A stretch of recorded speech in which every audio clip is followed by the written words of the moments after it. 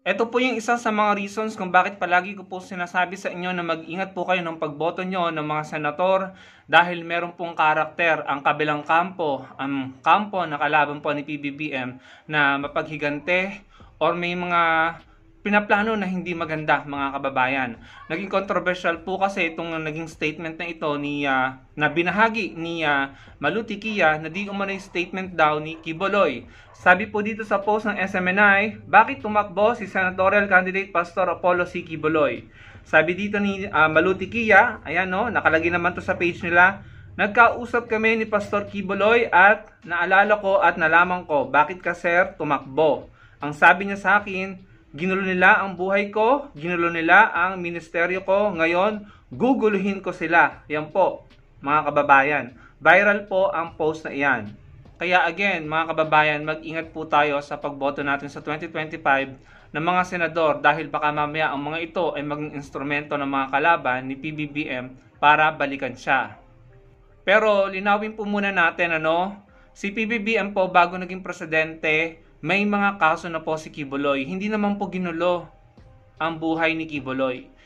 Hindi pa presidente si PBBM, si Duterte pa lang may mga kaso na pong nakasampa sa kanya dito sa Pilipinas, nag-file ng appeal sa DOJ, and meron na rin pong mga kaso sa United States. Kung hindi po ako nagkakamali, wanted na po siya ng FBI doon, hindi pa presidente si PBBM.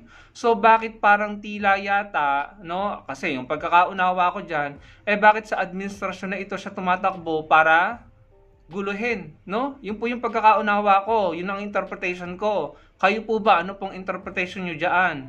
Malinaw naman, literal na sinabi. So kung yan lang ang layunin ni Pastor Quiboloy para tumakbong senador, hindi po ba nakaka-disappoint yun, nakakadismaya? Dapat ang layunin nila para tumakbo silang senador or public official ay ang maglingkod sa bayan. Hindi yun dahil lamang ikaw ay may mga kasong kinakaharap na wala namang kinalaman ng administrasyon ni Pangulong Marcos Jr.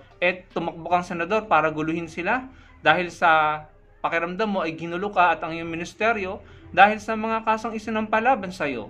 Tama po ba yun, mga kababayan? Yung mga akusasyon na yun ay matagal na pong akusasyon at isinampa na po sa korte yun, hindi pa presidente si PBBM, May notice na po ang FBI, hindi pa presidente si PBBM. So talaga naman pong nakakalungkot na nakakabasa tayo ng mga ganyang statement at talagang mukhang pinagmalaki pa nila yan.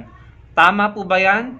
Sa tingin ko, yung mga botanting matatalino kapag nabasa ito, panigurado hindi po yung nakatulong kay Pastor Quiboloy. Hindi dapat sisihan ng kasalukuyang administrasyon ni PBBM dahil wala pa nga po si President Marcos Jr. sa posisyon, ay may mga kaso ng kinakaharap si Quiboloy. So, maling-mali na kung pambalak niya ay guluhin ito, itong kasalukuyang administrasyon, sana po hindi siya magtagumpay dahil hindi po yung makakatulong sa bansa natin, mga kababayan. Ito pa, sabi dito ni Jimmy Bondoc, kaya ko sinusuportahan si Pastor Quiboloy dahil para sa akin, siya ngayon ang mukha ng kawalan ng hustisya sa sistema ng Pilipinas, Attorney Jimmy Bondoc. So ayan na naman po sila, pinapamukha nila na walang hustisya sa kasalukuyang administrasyon at sa administrasyon nila dati ay punong-puno ng hustisya. Saan po ba naging talamak at sandamakmak ang extrajudicial killings na ang dami pong nawalan ng buhay dahil sa mga summary executions, mga mistaken identities, at saka sa mga extrajudicial killings. Hindi dumaan sa proseso ng batas, walang due process. Kailan ba nakulong si Senator De Lima na inosente?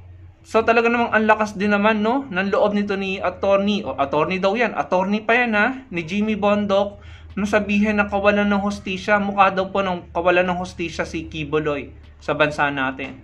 Nasaan ka noong kinulong si Senator De Lima na inosente halos 7 taon? Nagsalita ka ba? Nagsalita ka ba na ang daming pinagbintangang ng laban kahit may mga proof, may mga video na hindi naman ng laban, tinaniman ng ebidensya, tinaniman ng baril para palabasin ng laban. Nagsalita ka ba? Nanawagan ka ba sa sinasabi mong kawalan ng hustisya o sistema ng hustisya sa bansa noon, nung panahon nyo? Kitang-kita po talaga ang pagiging hypocrite ng mga DDS at pagiging bias at double standard, Abogado pa yan, Ngayon, kapag napatunayan na si Quiboloy ay guilty at totoo yung kanyang mga akusasyon, talagang mapapahiya po sila. Mapapahiya yan si Jimmy Bondoc, no? Nagsasalita agad ng tapos. Hindi mo pa nga alam kung guilty or hindi yung tao. Unang-una, pasalamat pa nga kayo dahil binibigyan kayo ng due process yung mga biktima ng EGK, no? Wala na sila. Kahit napatunayan na yung mga polis ang may sala na gawa-gawa lamang nila yung mga bintang na nanlaban, nakita, napatunayan, nagtanim ng ebidensya, no? Wala na yung mga tao, patay na.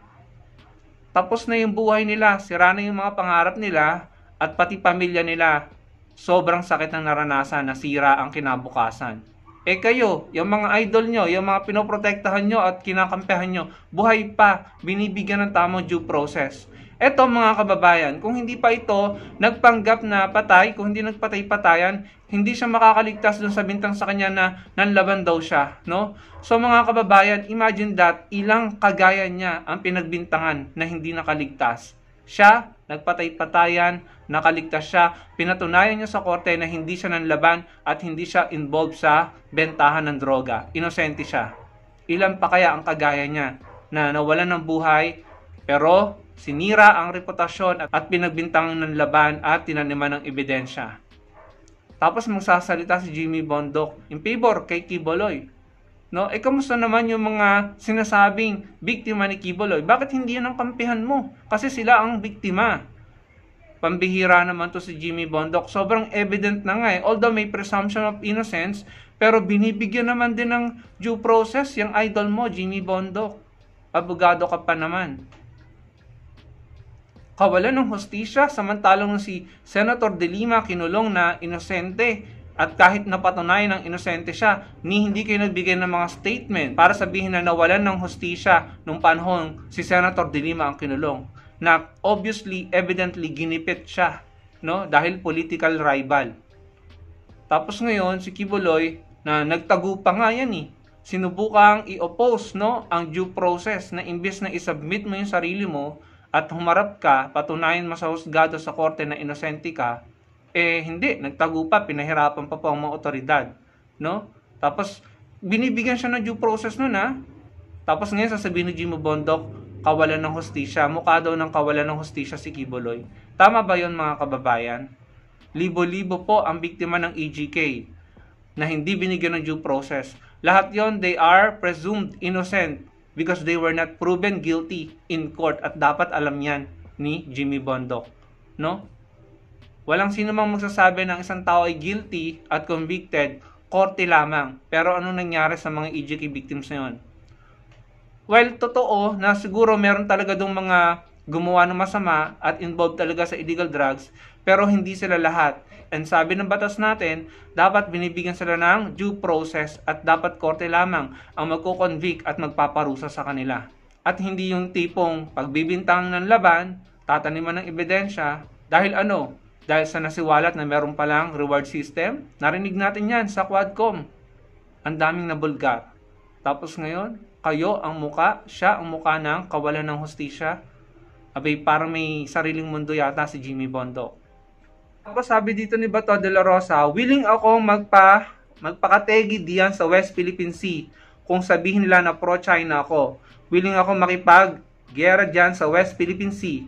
Sabihin nyo pro-China, hinahamon ko na nga sila kung gusto nila, bigyan ko sila ng baril at bala. At tagihin natin yung mga nambubuli dyan sa West Philippine Sea. Ayun na naman sila sa mga OA at exaggerated reaction nila. Ang gusto ng taong bayan, maging firm kayo sa stand nyo na pinaninindigan nyo ang claim natin at hindi yung kayo may mga statement na pro-China narrative. Yun ang gusto ng taong bayan. Ngayon ka magbubulalas ng ganyan kung kailan eleksyon. Parang jet ski promise lang yan parang nangako lang din yan ng jet ski no? Ngayon mo sinasabi na ganyan, ganto ganyan. Kasi alam mo na hindi naman talaga mangyayari yung sinasabi mong gera na yan.